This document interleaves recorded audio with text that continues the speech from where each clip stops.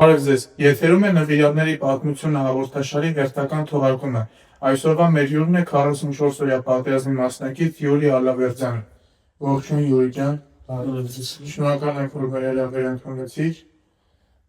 Ընդհանուր առմամբ ֆորմատը մեր հաղորդման հենց զինվորական ծառայության պատերազմի մասին է։ Սկզբից սկսենք նախ որտեղ ես գնացել բանակ, քո սպասելիքները բանակի հետ կապված, մինչև բանակը ինչով է զբաղվում, հետո արդեն պատերազմական դեղատներից խոսանք։ Մինչև բանակը սովորում էի քոլեջում, որպես ծրագրավորող, հետո բանակի մասին ընդհանրապես պատկերացում չունեի, թե ինչ կլինի, ոնց կլինի, ընդհանրապես գաղափար չունեի, դե հիմնականում պատմվածքներ լսում ես ավելի մեծերից ծառայած արդեն, ամեն մեկը մի բան է պատմում, բայց բանակ գնալուց գնացի սկզբից Լեննական, դրանից հետո նոր գնացել եմ Հադրութ։ Լեննականում ուսման շրջանս է եղել, երբ որ սովորել եմ ու սկսել եմ դիաբետել իմ զենքին, ես ֆագոտով եմ գնացել բանակ, ֆագոտի հաստիքի վրա եմ եղել, 6 ամիս անդադար սովորել ենք, փակ տիրոջը այնպես էր այնտեղ, որ պետք է սովորեի, չէի կարող ուրիշ ինչ-որ մի բանով զբաղվել, պետք է անպայման սովորեի ու այդ սովորելն էլ տվեց իր պտուղները արդեն, քանի որ ես երբ որ գնացել եմ Հադրութ, արդեն վստահ եմ եղել, որ ես իմ զենքին տիրապետում եմ ու քանի որ սերժանտ եմ եղել, պետք է նոր գալացող սերունդին ես սովորեցնեի, թե ինչպես պետք է օգտվել այդ զենքից։ Ուսումնական սովորամասում կայինները համակարգչային ձևաչափով էր, թե որ նաև կրակել մարտական զենքից։ Մարտական զենքից չենք կրակել, մենակ ավտոմատով ենք կրակել, իսկ մարտական զենքը արդեն եղել է համակարգչային ֆորմատով։ Իսկ բանակի հետ կապված ընդհանուր սպասելիքները ոնց էր կամ քո արդեն երբ դարազին որ ինչ ձեզ ադապտացիալ եք կյանքին ընդհանուր առմամբ։ Շուտ եմ ադապտացել, որովհետև ընդհանրապես ոչ մի բանի ժամանակ չունենք, ամեն ինչ կանոնակարգված է այնտեղ ու առավոտ քնից ելնելուց մինչև քնելու ժամը զբաղվելու բանում էինք, այսինքն սովորելու, ֆիզիկապես ամրանալու ու այդ ընթացքը չի թողել ընդհանրապես ոչ որ ուրիշ բանի մասին մտածես ու միանգամից ադապտացել ես, էլի։ Իսկ արդեն մարտական զորամասում, որ սկսեցիք ծառայություններ շարունակել Արցախում, արդեն ինչ տարբերություններ զգացիք հենց ընդելի ծառայության հետ կապված կամ ուսումնականի հետ։ Սկզբում ադապտանալու մի քիչ դժվար է, որովհետև հեռավորությունը, հեռավորությունն էլ առաջի անգամ էի գնում Արցախ ու գնացել եմ միանգամից ծառայության, հետո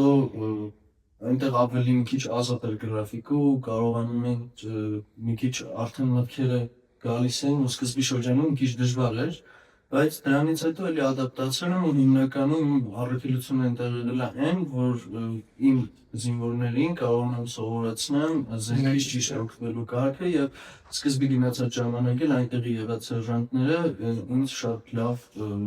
ընդունեցին, հետո իրենք էլ իրենց իմացած գիտելիքները փոխանցեցին ինձ, որով որ եւ ավելի ամրապնդեցին գիտելիքները ինձ զենքին։ Մարտական հերթապահության գնում եք Հադրութում, որպես ստորաբաժանում, թե հիմնականում զորամասային ծառայությունից եղել։ Մերը եղել է զորամասային ծառայություն, բայց ժամանակաժամանակ, երբ որ զգոնություն էր լինում, մենք էլ բարձրանում ենք դիրքեր։ Օժանդակուժ որպես որպես օժանդակուժ բարձրանում ենք, մերը գնդի հակատանկային մարտկոցներ, որը որ պատասխանատու էր հենց գնդի համար, ոչ թե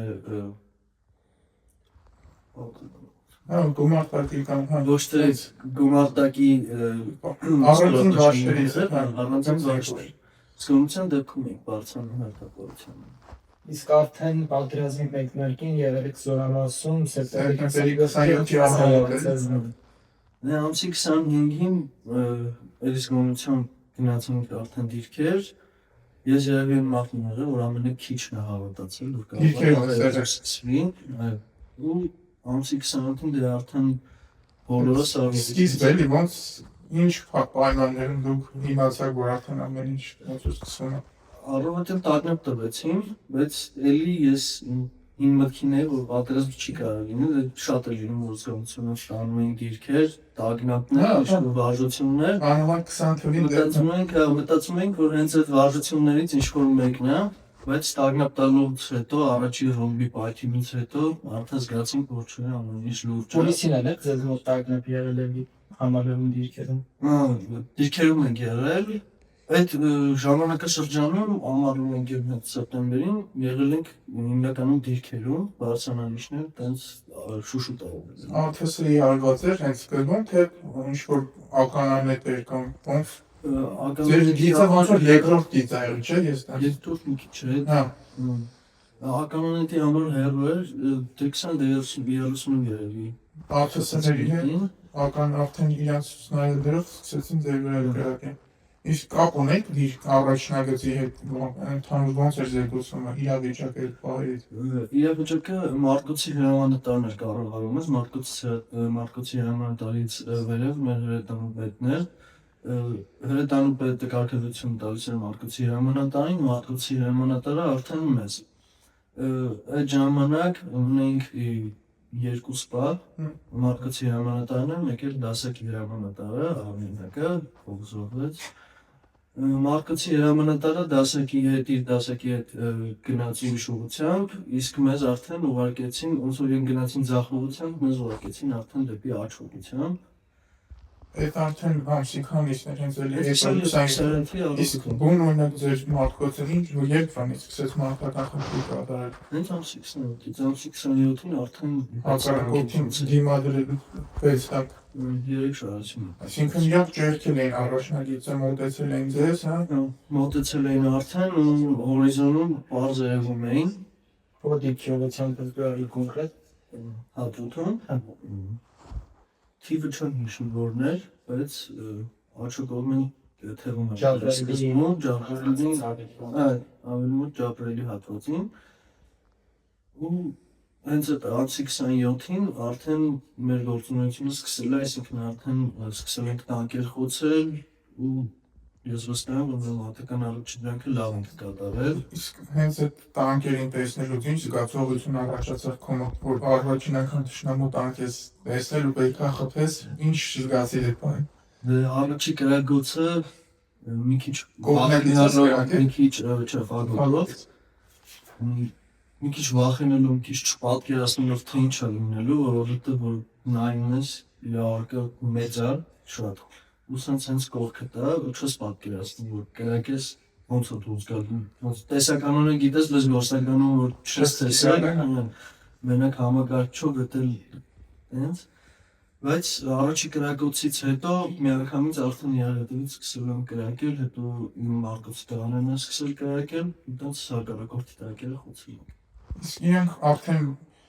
դիրքային փոփոխություն կամ նահանջեք պահի ունեցան, որ տեսան տանկերը խոցում, թե անդադար էլի գրովում էին, ոնց էր իրավիճակը։ Դե գրովում էին, բայց տանկերը խոցելուց հետո հիմնականում արդեն իրենց առաջխաղացումը կանգնեց։ Հետևակերպ իրատուություն, այսինքն տանկերը Հետևակ չեմ տեսել այդ պահին, տանկերն եմ տեսել, կարող է ուշադրի չեմ եղել, բայց որ տանկը տեսել եմ, միանգամից մտածել եմ ոնց կարող խոցեմ։ Ու այդ պահին հիմնականում առաջը գալիս են, ոնց որ ճաշիները որ գալիս են, տարբեր ուղղություններով են գնում։ Ու սենց մի պահ խաղանում ես իրար, որովհետև մյուս ընկերներդ են, որ իրենց վրա են գնում, աչքով ուրիշ զորքով վրա են գալիս։ Բայց բարեբախտաբար կարողացանք այդ տանկային գրոհը կասեցնել։ Իսկ հետագայում ոնց անցել օրերի ինտենսիվությունը ըստ օրերի ավելանում էր, թե նույններ պահպանում էր կամ որը դիրքի տեղաշարժում էլի։ Դե առաջի օրվա դիրքից գնացել ենք դեպի ձախ, արդեն դե Մարկոցը պարտվել էր, տարբեր դասակներ իրենց մատական խնդիրներն են կատարում։ Մի դասակի անձնակազմ ուղարկել են ուրիշ դիրք, իսկ արդեն Մարկոցի մնացած մեր անձնակազմը եղել է մի դիրքում ու հիմնականում այդ մի դիրքից ենք խոցել արդեն թշնամու տանկերը։ Բայց ինտենսիվությունը մի պահ ավելի շատ են հարցակում, մի պահ քիչ։ Բայց անընդհատ տանկերի ուղեկցությամբ Այդպես անընդհատ չէ, բայց որովհետև քանի որ իրենց առաջի տանկերը արդեն խոցել էին, դե իրենք տանկային փոսեր ունեն, որ այդ փոսերով են գալիս, արդեն փոսերը փակվում էր կոպիտ ասած ճանապարհը, այլ հնարավորություն չունեին տանկերը գնացին, հիմնականում հարթավայրային տեղով էին գալիս ոչ թե փոսով, իրենց խոցելն էլ արդեն ավելի հեշտ էր։ Իսկ ձեր մոտ առաջին նահանջը երբ եղավ հոկտեմբերի քանիսից։ Օրով չեմ հիշի, բայց որպես այդպեսին իմ դիրքից նահանջ չենք ունեցել։ Ինչը հեշտ բանն է։ Մինչև պահվել է մինչև այն պահը, երբ որ արդեն շրջափակման մեջ էինք մի քանի օր ու հնարավորություն Արդեն պատերազմի վերջն էր։ Վերջը չէր, Ջաբրել գրավելուց հետո արդեն հադրուտներն էին գրավել քաղաքը, բայց մենք դիրքերում էինք ու արդեն մենք գալիս էին համ Ջաբրելի կողմից, համ քաղաքի կողմից ու ոնց որ մենք մնացել են ընդամենը մի ճանապարհ դուրս գալու ու մեր հրամանատարը այդ պահին մեր զորքը ամբողջությամբ դուրս անում դեպի Մարտունի, որովհետև մենք արդեն շրջափակման մեջ ենք ու մեր կատարած աշխատանքը, մեր պահած դիրքը արդեն էլ իմաստ չունի։ Ստացվում է երեք կողմից շրջափակման մեջ եկել։ Մի ճանապարհ դուրս գալու։ Այդ ժամանակ դուրս եկել, այսինքն ընթացքում էր կորուստներ ունեցել եք։ Ընթացքում կորուստներ չենք ունեցել, բարեբախտաբար, բայց Աստծո հաջողությամբ դուրս ենք եկել այդտեղից։ Այդ ժամանակ արդեն ձեր տանկերն չէ, ոնց որ չէին կարող գրողանել, որովհետև շարքից դուրս էին եկել։ Մեր մոտ հոկտեմբերի 4-ից արդեն Ջաբրայիլում էլ տանկեր չկային, որպես այդպեսին բոլորը խոցվել էին։ Դա համար հիմնականում հետևակ որպես հետ քաշվելով էլի մի մասը դեպի Հադրութ ձեր ուղղությամբ դուրս եկել Մարտունի, մի մասը դեպի Իշխանաձոր։ Մարտունի դուրս գալուց կարծեմ մի ստորաբաժանում էլ Ջաբրայիլից է եղել։ Մեր հետ որ նահանջան արել դեպի Ես Իշխանաձորի ուղղությամբ համարել այդ շրջանում, մյուս ուղղությամբ դեպի որ գնացել եմ, դեպի Որոտան արդեն Գուլաթյու։ Իսկ պատերազմը արդեն այդ վերջին պահին, որ վերջանալուց հետո դուք որտեղ եք արդեն այդ պահին եղել, ինչ պայմաններում եք դիմավորել։ Այդ բանին արդեն Ասկերանում էինք ու եթե ճիշտ եմ հիշում արդեն մեզ պետքա ուղարկեին դեպի Շուշի ամսի 8-ին թե 9-ին էր այդ խոսակցությունը գնում արդեն որ պետքա գնանք, բայց արևոտ ու այդ ժամանակ հենց ոնց որ կապ են տալի ասում պատերազմը կանգնել է դեռ, դա չենք հավատում, որովհետև էլի դուրս գալուց մեր ծերանները վրայքներս կասկին գլխներիս ու միշտ նայում էինք վերև, տեսնենք անօթաչու կա չկա, կխոցի չի խոցի։ Վերջում Ասկերանում են ձեզ տալել, թե որ ուղղությամբ եք եղել արդեն։ Ասկերանում ենք եղել, կրկից հետո արդեն գնացել ենք Ասկերանի զորանաց ու արդեն շարունակվել է այնտեղ դիրքերն ենք պահել, մարտական հերթապահություն գնացել ու ես էլ մի անգամ գնացել եմ մարտական հերթապահության արդեն կրկից հետո։ Իսկ ամենադաց տպավորիչ հիշողությունը առանձնացնից որն է եղել է 44 օրերի ընթացքում, որ ընդհանրապես մտածել ես դրա մասին։ Ինչ-որ տպավորիչ բան չկա ու հիմա էլ սենց որ հիշում եմ, ոնց որ սենց երազոտ ինչ-որ մի բան լինի, որովհետև չեմ պատկերացնում ոնց այդ ամեն ինչը ոնց ոնց այդ տանկերին խոցել ու հետո տանկերին խոցելու այդ մեկտեղ իրենց արդեն մարդկային զոհել որ տալիս ես մի քիչ ծանր է դա դիտվում, որովհետև բոլորս էլ մարդ ենք ու ոնց որ սրտիդ չի նստում էլ այդ ամեն ինչը, բայց տպավորիչ դեպքեր չի եղել, որովհետև ընթացքը շատ արագ է զարգացել, միտեղ տանկ են խոցել, միտեղ Աստծո օրությամբ փրկվել ենք, Աստված պահել է մեզ, մեր ընկերներին տարել է։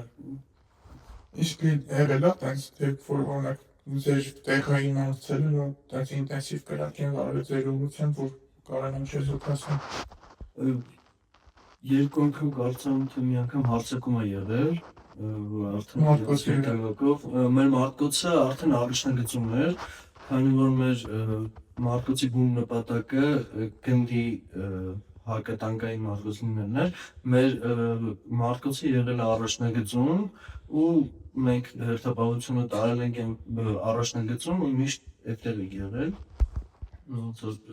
նահանջի հետ գնալ առաջ գալ չի եղել, էլի միշտ այդտեղ պետք է լինենք, որովհետև առաջինը որ գալիս են իրենց տանկերը, հենց սկզբից մենք պետք է խոցենք էլի։ Իսկ որպես այդ ամեն ինչի միջով անցած մարդ, օրինակ Արցախի հերոս որպես Պաշտոնապես ստացած Արցախի հերոս կոչում, ինչ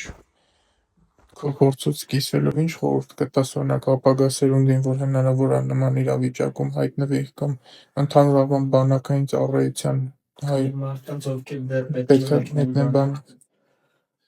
Դե իմ կարծիքով ամենամեծ բանը, որ պետք է իմանան, դա հավատն է ու որ ավելի մոտ պետք է լինենք Աստծուն։ Երկրորդը այն է, որ երբ որ գնում եմ բանակ, դե բոլորս էլ գիտենք, որ սովորելու հետ կապված թեկուզ բանակից առաջ էլ էստեղ սովորելու հետ կապված մի քիչ երկրորդային ենք նայում, բայց պետք է միշտ առաջնային նայենք, որովհետև եթե մենք սովորած չլինենք, եթե մենք չտիրապետենք այն ամենին, ինչը որ այնտեղ պետք է հետո տեսնենք, մենք չենք կարող ասել վաղվա օրը ինչպես կգա ու պետք է այդ վաղվա օրը պատրաստ լինենք։ իսկ տենց առավել եւս ամեն ինչը մեր հայրենիքի պաշտպանությունը ամեն ինչը առաջնահերթություն որպես դարձնելով նաև քո տենց կոչը ապագա սերունդին դու հենց գաղափարախոսական ինչ կարող հասնես Գաղափարախոսական, որ պետք է շատ աղոթենք ու պետք է միշտ Աստծուն մոտիկ լինենք։